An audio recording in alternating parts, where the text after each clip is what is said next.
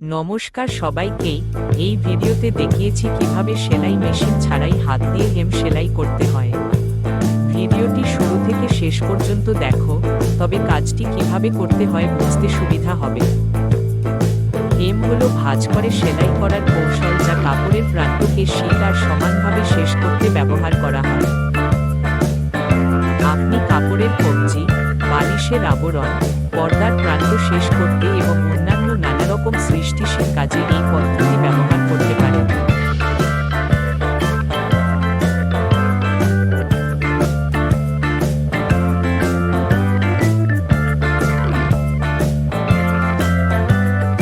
ভিডিওটি ভালো লেগে থাকলে লাইক করুন এবং এরকম আরো ভিডিও দেখতে হলে চ্যানেলটিকে সাবস্ক্রাইব করুন।